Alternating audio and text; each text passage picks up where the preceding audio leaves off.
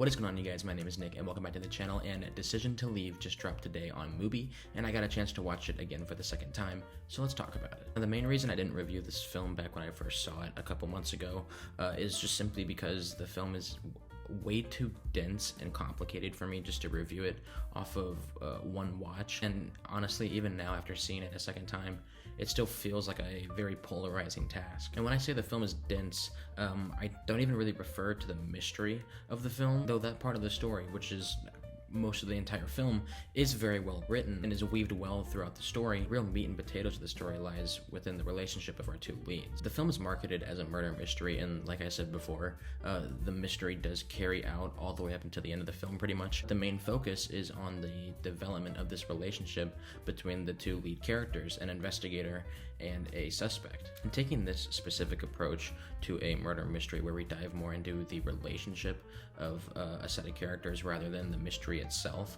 while we do dive into the mystery, like I said, it's more focused on the relationship.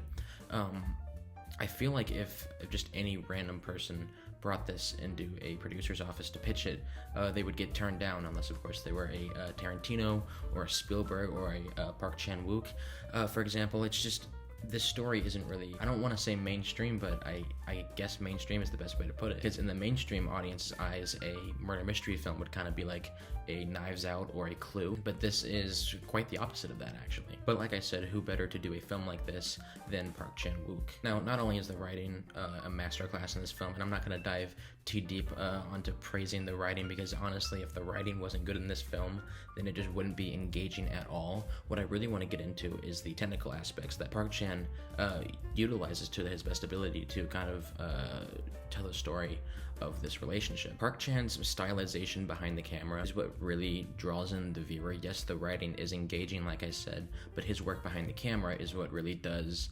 a lot of the storytelling for him. His use of like frenetic transitions, or his like unique visual composition, whether that's where characters are blocked or where just specific objects are in a scene, the way they're framed, it just kind of sends a unique flare of sirens through your brain that can't help but make you sit up and pay more attention to the film. And it's not just like things being there positioned in a cool way for like eye candy or whatever. It actually has really strong merit into what the story is trying to tell. He can do all of this stuff because Park Chan-wook understands that his audience is not stupid. He understands that we as humans are intelligent creatures, despite the what feels like countless daily reminders as to why that might not be the case. Park Chan takes his time with telling his stories, often leaving little bits and pieces and breadcrumbs along the way, specifically for the viewer to pick up on, and then later using those said bits and pieces to expand upon an idea that he's trying to convey. Now, I will say that one of my only complaints about the film is that it kind of feels a little too dense, if that makes sense. I often found myself overthinking about certain symbols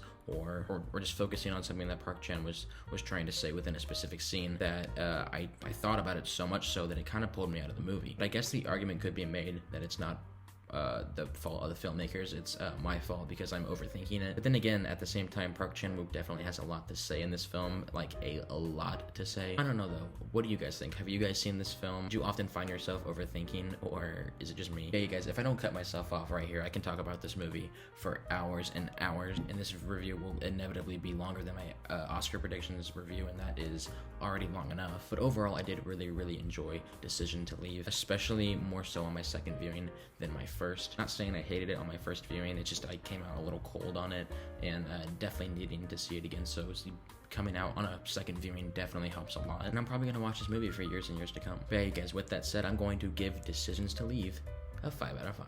Oh my god, Nick giving a movie a 5 out of 5 instead of a 3 out of 5 or a 4 out of 5. Oh, I know, guys, and I'm well prepared to read all the comments about it. I know. Anyway, that's all from me for right now, you guys. I'm about to go watch Guillermo del Toro's Pinocchio and get a review up for you guys because it just dropped on Netflix and I get to see it. I'm very excited about it, and I gotta go do that, guys. Peace.